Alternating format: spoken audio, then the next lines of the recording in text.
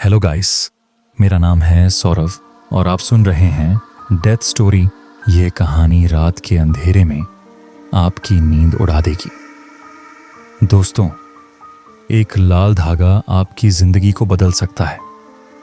काव्या ने इसे अपनी कलाई पर बांधा और फिर शुरू हुआ एक ऐसा डरावना सिलसिला जिसने उसे अंधेरे में धकेल दिया। क्या था उस धागे का राज? सुनिए आज की रोंगटे खड़े कर देने वाली कहानी की शुरुआत होती है 2023 के जुलाई महीने से। काव्या एक 27 साल की लड़की जो दिल्ली में एक मल्टीनेशनल कंपनी में डिजिटल मार्केटिंग मैनेजर थी। कुछ महीने पहले ही उसका अपने बॉयफ्रेंड से ब्रेकअप हुआ था। ब्रेकअप का दर्द इतना गहरा था कि वो अपने आप को संभाल नहीं पा रही थी। उसने सोचा कि कुछ दिन अपने गांव वाराणसी में बिताएगी ताकि उसका मन थोड़ा शांत हो। उसने एक ट्रेन की टिकट बुक की और दिल्ली से वाराणसी के लिए निकल पड़ी। ट्रेन जैसे ही दिल्ली स्टेशन से चली, काव्या खिड़की के पास बैठी बाहर का नजारा देख रही थी। उसके बगल में एक बुजुर्ग चाचा जी बैठे थे जो शायद अपने परिवार से मिलने जा रहे थे। ट्रेन ने गति पकड़ी और कुछ देर बाद गाजियाबाद स्टेशन आया। वहां से एक लड़का उस कोच में चढ़ा। उसकी सीट काव्या की सीट से 2 डिब्बे आगे थी। वो लड़का, जिसका नाम बाद में पता चला अर्नव था, दिखने में बेहद आकर्षक था। लंबा कद, गहरी भूरी आंखें और एक अजीब सा ठहराव जो उसकी मुस्कान में झलकता था। काव्या की नजरें उस पर टिक गईं। ऐसा लगा जैसे उसकी सारी दुनिया उस लड़के के इर्द गिर्द सिमट गई हो। काव्या ने कोशिश की कि वो उस लड़के पर ध्यान न दे, लेकिन उसकी आंखें बार बार उसी की तरफ मुड़ रही थीं। अर्नव अपनी किताब में खोया हुआ था और शायद उसे काव्या की नजरों का एहसास भी नहीं था। काव्या का दिल जोर जोर से धड़क रहा था। उसने मन में सोचा, पहली नजर में ऐसा आकर्षण, ये क्या हो रहा है मेरे साथ? उसने अपने ब्रेकअप का दर्द भूलना शुरू कर दिया था और उसकी जगह एक नया जुनून जाग रहा था। उसने सोचा, चलो इससे बात कर ही लेती हूं। वो उठी और धीरे से अर्नव की सीट के सामने वाली बर्थ पर बैठ गई। काव्या ने हिम्मत जुटाई और बोली, हाय, आप कहां जा रहे हैं? अर्नव ने अपनी किताब से नजर उठाई। एक पल के लिए उसे देखा और फिर ठंडे लहजे में बोला, वाराणसी। और आप? उसका लहजा इतना रूखा था कि काव्या को थोड़ा बुरा लगा। उसने कहा, सॉरी, बस यूं ही पूछ लिया, मेरा नाम काव्या है। अर्नव ने हल्की सी मुस्कान दी और बोला, अर्नव। इतना कहकर वो फिर से अपनी किताब में खो गया। काव्या को उसका ये रवैया अजीब लगा, लेकिन उसमें कुछ था जो उसे और ज्यादा आकर्षित कर रहा था। उसने सोचा, ये इतना रूखा क्यों है? ठीक है, चैलेंज तो बनता है। काव्या ने फिर से कोशिश की। उसने कहा, आप वाराणसी में क्या करते हैं? अर्नव ने इस बार थोड़ा झुंझलाते हुए कहा, देखिए, मैं यहां कुछ पढ़ने की कोशिश कर रहा हूं। अगर आपको बुरा ना लगे तो। काव्या का चेहरा लटक गया। वो वापस अपनी सीट पर आ गई। उसका मन उदास था, लेकिन उसकी आंखें बार बार अर्नव की तरफ जा रही थीं। उसने मन में सोचा, क्या ये लड़का इतना ठंडा है या फिर इसमें कुछ और बात है? उस रात ट्रेन का सफर काव्या के लिए बहुत लंबा था। वो बार बार अर्नव को देखती और मन ही मन सोचती कि शायद ये उसकी जिंदगी का वो मोड़ है जो उसे एक नई शुरुआत देगा। अगले दिन सुबह ट्रेन वाराणसी पहुंची। काव्या और अर्नव एक ही स्टेशन पर उतरे। काव्या ने आखिरी बार उसकी तरफ देखा, लेकिन अर्नव ने उसकी ओर ध्यान भी नहीं दिया।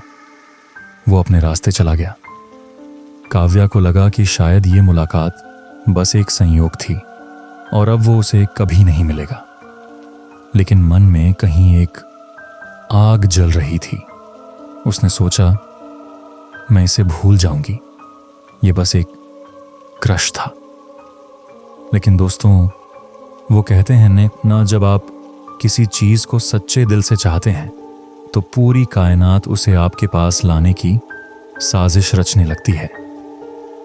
और यही हुआ काव्या के साथ।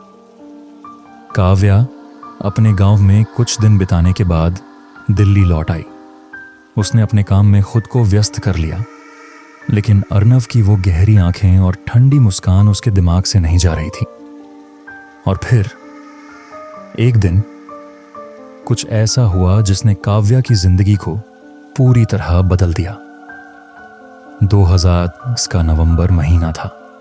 काव्या की कंपनी को एक बड़े प्रोजेक्ट के लिए वाराणसी की एक famous art gallery Kashi crafts के साथ कोलैबोरेशन करना था। काव्या को अपनी मार्केटिंग टीम को लीड करना था। वो अपनी टीम के साथ वाराणसी पहुंची और काशी क्राफ्ट्स के ऑफिस में मीटिंग के लिए गई। वहां उन्हें गैलरी के क्रिएटिव डायरेक्टर से मिलना था। जैसे ही काव्या कॉन्फ्रेंस रूम में दाखिल हुई, उसकी सांसें थम गईं।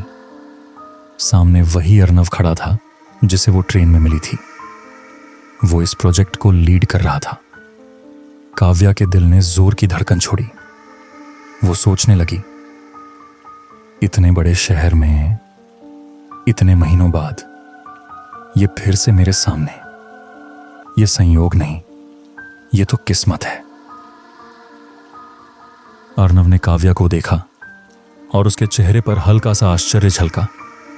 उसने औपचारिक तौर पर हाथ मिलाया और बोला, हाय, मैं अर्नव, काशी क्राफ्ट्स का क्रिएटिव डायरेक्टर। आपसे मिलकर अच्छा लगा। काव्या ने हड़बड़ाते हुए कहा, हाय, मैं काव्या, दिल्ली से। हम पहले मिल चुके हैं ट्रेन में। अर्नव ने एक पल के लिए सोचा, फिर बोला, ओह हाँ शायद, सॉरी, मुझे ठीक से याद नहीं।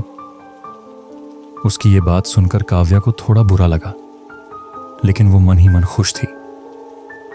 उसे लगा कि ये दूसरा मौका है जो उसे ऊपर वाले ने दिया है।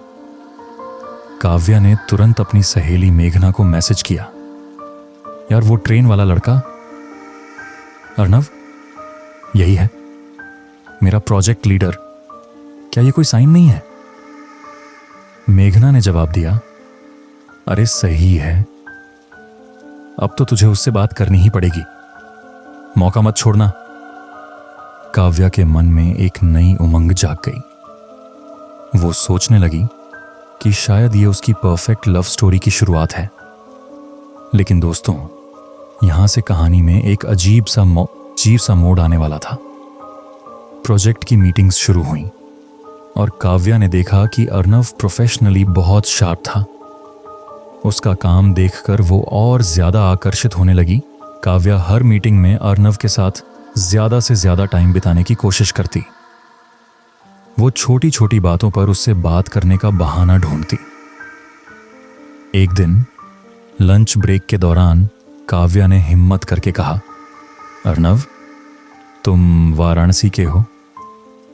यहां की गलियां तो जैसे जादू बुनती हैं। अर्नव ने हल्के से मुस्कुराते हुए कहा, हाँ, मैं यहीं का हूं, लेकिन ये गलियां जितनी खूबसूरत हैं उतनी ही रहस्यमयी भी। उसकी इस बात में कुछ ऐसा था जो काव्या को अजीब लगा। उसकी आंखों में एक ठंडक थी जो उसे डराने के साथ साथ आकर्षित भी कर रही थी। धीरे धीरे प्रोजेक्ट के बहाने काव्या और अर्नव के बीच बातचीत बढ़ने लगी। काव्या को लगने लगा कि अर्नव भी उसकी तरफ थोड़ा झुक रहा है। एक दिन मीटिंग के बाद अर्नव ने कहा, काव्या, तुम्हारा काम वाकई इंप्रेसिव है। दिल्ली में इतना टैलेंट और फिर भी तुम वाराणसी आई। काव्या ने हंसते हुए कहा, शायद किस्मत ने मुझे यहां खींचा। अर्नव ने उसकी तरफ गहरी नजर से देखा और फिर बोला, किस्मत या फिर कुछ और? उसकी इस बात ने काव्या के मन में एक सवाल उठाया। क्या अर्नव कुछ छुपा रहा था? लेकिन उसका जुनून इतना बढ़ चुका था कि वो इन छोटी छोटी बातों को नजरअंदाज कर रही थी। काव्या अब हर रात अर्नव के बारे में सोचती। वो अपने मन में उसकी तस्वीर बनाती कि वो दोनों एक साथ हैं, शादी कर रहे हैं, एक खुशहाल जिंदगी जी रहे हैं। उसने मेघना से कहा, यार मुझे लगता है अर्नव मेरे लिए ही बना है, बस उसे थोड़ा टाइम चाहिए।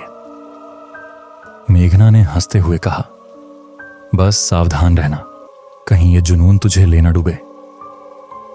लेकिन काव्या के कानों पर यह बात जूं तक न रेंगी। उसे बस अर्नव चाहिए था, किसी भी कीमत पर। और दोस्तों, यही वो मोड़ था जहां से काव्या की जिंदगी में एक अंधेरा साया घुसने वाला था। काव्या पूरी तरह से अर्नव के जुनून में डूब चुकी थी। वो दिन रात बस उसी के बारे में सोचती थी। प्रोजेक्ट की मीटिंग्स के दौरान वो अर्नव की हर बात, हर मुस्कान, हर नजर को नोटिस करती। उसका मन कह रहा था कि अर्नव भी उसकी तरफ आकर्षित हो रहा है, लेकिन उसकी बातों में एक अजीब सी ठंडक थी जो काव्या को समझ नहीं आ रही थी। एक दिन प्रोजेक्ट की एक लंबी मीटिंग के बाद काव्या और अर्नव ऑफिस के बाहर कॉफी शॉप में बैठे। काव्या ने हिम्मत जुटाकर कहा, अर्नव, तुम इतने रिजर्व क्यों रहते हो? तुम्हारी जिंदगी में कोई खास है क्या? अर्नव ने उसकी आंखों में देखा और बोला, काव्या, कुछ लोग अपनी जिंदगी का हिस्सा दूसरों के साथ शेयर नहीं करते। शायद मैं वही हूं। उसकी इस बात ने काव्या को और उत्सुक कर दिया। काव्या ने हंसते हुए कहा, अच्छा, इतना रहस्य, कोई तो बात होगी। अर्नव ने एक पल रुककर कहा, वाराणसी की गलियों में कई रहस्य दफन हैं काव्या। कुछ चीजें वक्त के साथ सामने आती हैं। उसकी इस बात में कुछ ऐसा था जो काव्या को अंदर तक हिला गया, लेकिन उसका जुनून इतना ज्यादा था कि वो इन चेतावनियों को नजरअंदाज कर रही थी। उस रात जब काव्या अपने होटल रूम में थी, उसे अर्नव का मैसेज आया। उसने लिखा, काव्या, कल शाम को काशी के घाट पर मिलते हैं, कुछ खास दिखाना चाहता हूं। काव्या का दिल जोर जोर से धड़कने लगा। उसे लगा कि अर्नव अब उसकी तरफ खुल रहा है। अगले दिन शाम को काव्या दशाश्वमेध घाट पर पहुंची। वहां अर्नव पहले से ही खड़ा था, गंगा की लहरों को देखते हुए। काव्या उसके पास गई और बोली, तो क्या खास दिखाना है?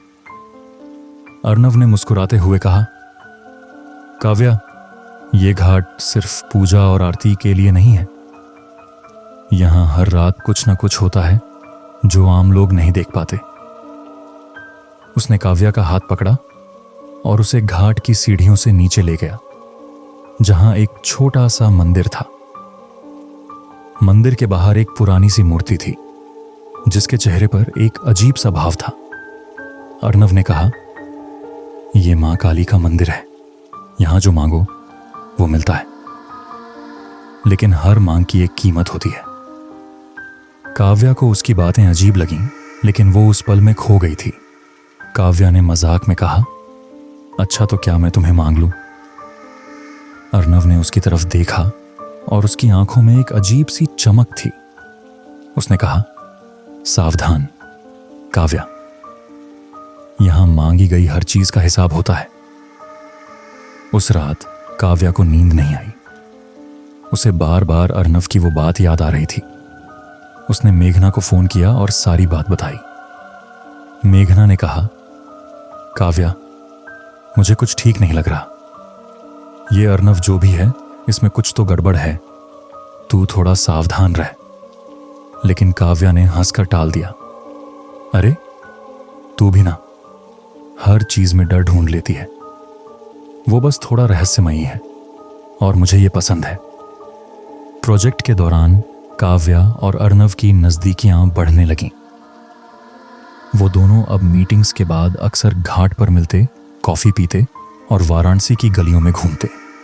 काव्या को लग रहा था कि अर्नव अब उसकी तरफ खुल रहा है। एक दिन जब वो दोनों एक पुरानी हवेली के पास रुके, अर्नव ने कहा, काव्या, तुमने कभी सोचा है कि कुछ चीजें हमारे कंट्रोल में नहीं होती, जैसे कि किस्मत या फिर वो ताकतें जो हम नहीं देख सकते? काव्या ने हल्के से कहा, तुम फिर रहस्य की बातें करने लगे। बताओ ना, तुम्हारी जिंदगी में क्या चल रहा है?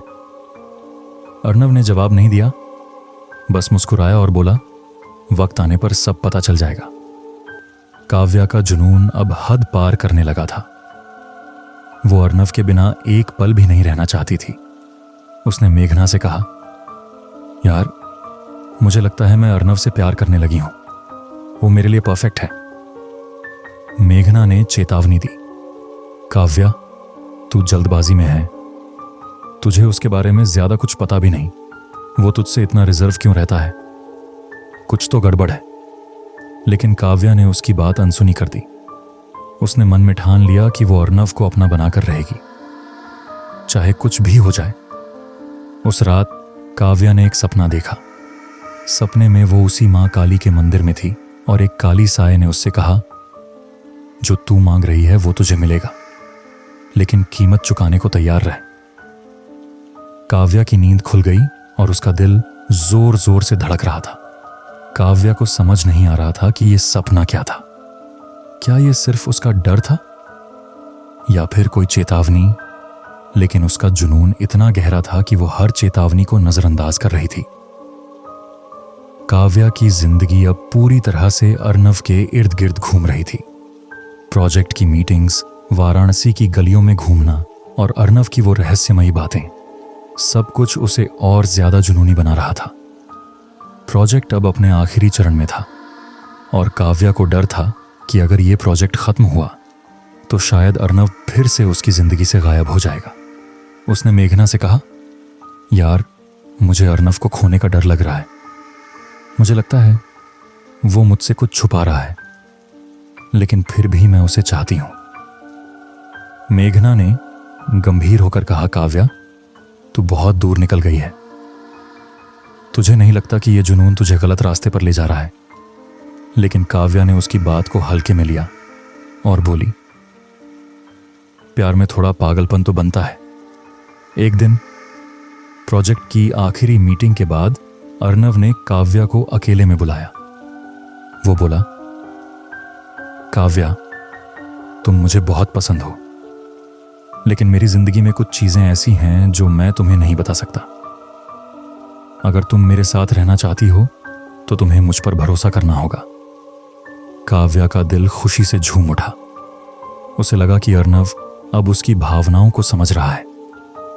उसने कहा, अर्नव, मैं तुम पर पूरा भरोसा करती हूं, बस मुझे तुम्हारे साथ रहना है।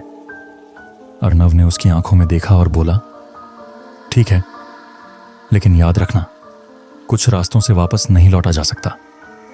उसकी इस बात में एक अजीब सा वजन था जो काव्या को परेशान करने लगा। उस रात काव्या फिर से उसी मां काली के मंदिर वाले सपने से डरकर उठी। इस बार सपने में वो काला साया और साफ दिख रहा था। उसने कहा, काव्या, तूने जो मांगा वो तुझे मिलेगा, लेकिन जो तू खोएगी वो कभी वापस नहीं आएगा। काव्या पसीने से तरबतर थी। उसने सोचा कि यह सब बस उसका वहम है। लेकिन अगले दिन जब वो ऑफिस में अर्नव से मिली तो उसने कुछ अजीब सा नोटिस किया। अर्नव की आंखों में एक अजीब सी चमक थी और उसकी मुस्कान में कुछ ठंडक थी। काव्या को लगा कि शायद वो ज्यादा सोच रही है, लेकिन उसका दिल कह रहा था कि कुछ गड़बड़ है। प्रोजेक्ट खत्म होने के बाद काव्या को दिल्ली वापस जाना था, लेकिन उसने ठान लिया कि वो अर्नव को अपने साथ रखेगी, चाहे कुछ भी हो जाए। उसने अर्नव को एक आखिरी बार मिलने के लिए बुलाया। वो दोनों एक पुरानी हवेली के पास मिले जहां अर्नव अक्सर अकेले टहलता था। काव्या ने कहा, अर्नव, मैं दिल्ली वापस जा रही हूं, लेकिन मैं तुम्हें खोना नहीं चाहती। अर्नव ने एक गहरी सांस ली और बोला, काव्या, तुम नहीं समझ रही, मेरे साथ रहना इतना आसान नहीं है। काव्या ने गुस्से में कहा, तुम हमेशा रहस्य क्यों बनाए रखते हो? अगर तुम्हें मुझ में इंटरेस्ट नहीं तो साफ साफ बता दो। अर्नव ने उसकी तरफ देखा और धीरे से कहा, ठीक है भैया, अगर तुम इतना चाहती हो तो मैं तुम्हारा हो सकता हूं। लेकिन इसके लिए तुम्हें कुछ करना होगा। काव्या ने उत्सुकता से पूछा, क्या करना होगा? अर्नव ने एक छोटा सा लाल धागा निकाला और बोला, यह धागा मां काली के मंदिर से आया है। इसे अपनी कलाई पर बांध लो और आज रात मंदिर में आना। वहां मैं तुम्हें सब बताऊंगा। काव्या को उसकी बात अजीब लगी, लेकिन उसका जुनून इतना था कि उसने बिना सोचे धागा बांध लिया। उस रात काव्या मां काली के मंदिर पहुंची। मंदिर में सन्नाटा था और सिर्फ एक दिया जल रहा था। अर्नव वहां पहले से मौजूद था। उसने कहा, काव्या, अगर तुम मुझे हमेशा के लिए चाहती हो तो मां से मांगो, लेकिन जो मांगोगी उसकी कीमत चुकानी होगी। काव्या ने बिना कुछ सोचे मां काली की मूर्ति के सामने हाथ जोड़े और मन में कहा, मुझे अर्नव चाहिए, चाहे कुछ भी हो जाए, लेकिन यह बंधन तुम्हें आजाद नहीं छोड़ेगा। काव्या को अब डर लगने लगा था। उसने अपनी कलाई पर बंधा धागा उतारने की कोशिश की, लेकिन वो इतना टाइट था कि खुल ही नहीं रहा। उसने घबराते हुए कहा, अर्नव, ये सब क्या है? मुझे सच बता। अर्नव ने धीरे से कहा, मैं कोई आम इंसान नहीं हूं काव्या, मैं इस मंदिर का हिस्सा हूं। मेरी आत्मा यहां बंधी है और अब तुम भी। काव्या का दिल जोर जोर से धड़कने लगा। उसने सोचा कि अर्नव शायद मजाक कर रहा है, लेकिन उसकी आंखों में एक अजीब सी चमक थी जो उसे डराने लगी। काव्या ने डरते हुए पूछा, तुम्हारा मतलब क्या है? तुम इंसान नहीं हो। अर्नव ने ठंडे लहजे में कहा, मैं था काव्या, बहुत साल पहले, लेकिन मैंने भी मां काली से कुछ मांगा था और उसकी कीमत चुकाई। अब मैं इस मंदिर का रखवाला हूं और तुमने जो मांगा उसने तुम्हें मेरे साथ जोड़ दिया। काव्या के पैरों तले जमीन खिसक गई। उसे समझ नहीं आ रहा था कि यह सच है या कोई बुरा सपना। उसने चिल्लाकर कहा, नहीं, मैं ये सब नहीं मानती। मैं ये धागा उतार दूंगी और सब खत्म हो जाएगा। अर्नव ने उदास स्वर में कहा, काश ये इतना आसान होता काव्या। अब तुम मेरे साथ बंधी हो और मां काली का बंधन कोई नहीं तोड़ सकता। काव्या डर के मारे कांप रही थी। वो मंदिर से भागकर अपने होटल लौटी और मेघना को सब बताया। मेघना ने गुस्से और डर के मिश्रण में कहा, काव्या, मैंने तुझे चेतावनी दी थी। अब क्या करें? हमें किसी की मदद लेनी होगी। मेघना ने अपने एक रिश्तेदार को फोन किया जो वाराणसी में एक तांत्रिक के बारे में जानता था। उसने कहा, हमें उस तांत्रिक से मिलना होगा। वो शायद इस धागे के बंधन को तोड़ सके। काव्या पूरी तरह टूट चुकी थी। उसे समझ नहीं आ रहा था कि उसने क्या कर लिया। उस रात वो और मेघना उस तांत्रिक के पास जाने की तैयारी करने लगे, लेकिन काव्या अब पूरी तरह डर के साए में थी। उसकी कलाई पर बंधा लाल धागा अब सिर्फ गर्म नहीं बल्कि जल रहा था। उसे बार बार वो काला साया दिखाई दे रहा था जो उससे कह रहा था, कीमत चुकाने का वक्त आ गया काव्या। मेघना ने काव्या को हिम्मत दी और कहा, काव्या, डर मत, हम उस तांत्रिक से मिलेंगे और ये बंधन तोड़ देंगे। उस रात मेघना और काव्या एक पुरानी हवेली में रहने वाले तांत्रिक पंडित रामदास के पास पहुंची। पंडित जी एक बुजुर्ग व्यक्ति थे जिनके चेहरे पर गहरी शांति थी।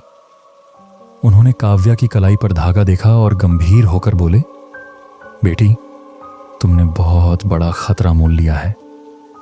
ये धागा मां काली का बंधन है और इसे तोड़ना आसान नहीं होगा। काव्या ने रोते हुए कहा, पंडित जी, मैंने तो बस प्यार मांगा था, मुझे नहीं पता था कि यह सब होगा। प्लीज मुझे बचा लीजिए। पंडित जी ने पूछा, तुमने किससे यह धागा लिया? काव्या ने अर्नव की सारी बात बताई। पंडित जी ने गहरी सांस ली और बोले, अर्नव कोई आम आत्मा नहीं है। वो मां काली का एक सेवक है जो इस मंदिर से बंधा है। कई साल पहले उसने मां से अमृता मांगी थी, लेकिन बदले में उसकी आत्मा मंदिर की सेवा में बंध गई। अब वो दूसरों की चाहतों को पूरा करके उनकी आत्माओं को मां के चरणों में लाता है। काव्या और मेघना स्तब्ध रह गए।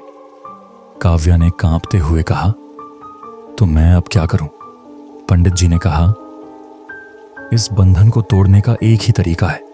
तुम्हें मां काली के सामने अपनी मांग वापस लेनी होगी, लेकिन इसके लिए तुम्हें अपनी जिंदगी का सबसे कीमती हिस्सा कुर्बान करना होगा। मेघना ने पूछा, कुर्बान मतलब कि क्या?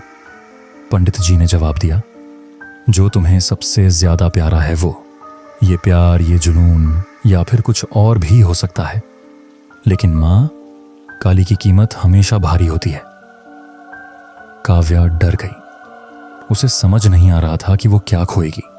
पंडित जी ने एक ताबीज दिया और कहा, आज रात मंदिर जाओ, मां के सामने सच्चे दिल से माफी मांगो और ये ताबीज पहन लो, लेकिन याद रखना अर्नव तुम्हें रोकने की कोशिश करेगा। रात के 12 बजे काव्या और मेघना मां काली के मंदिर पहुंची। मंदिर में सन्नाटा था और हवा में एक अजीब सी ठंडक थी। काव्या ने ताबीज पहना और मां काली की मूर्ति के सामने खड़ी हो गई।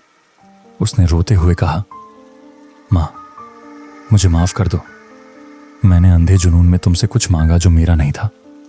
मैं अपनी मांग वापस लेती हूं। जैसे ही उसने ये कहा, मंदिर में हवा तेज हो गई और काव्या की कलाई पर बंधा धागा और गर्म हो गया। तभी अर्नव वहां प्रकट हुआ। उसकी आंखें लाल थीं और उसका चेहरा डरावना लग रहा था। उसने चिल्लाकर कहा, काव्या, तुम ये नहीं कर सकती। तुम मेरी हो, मां का बंधन कोई नहीं तोड़ सकता। मेघना ने काव्या का हाथ पकड़ा और चिल्लाई, काव्या, डर मत, ताबीज मत उतारना।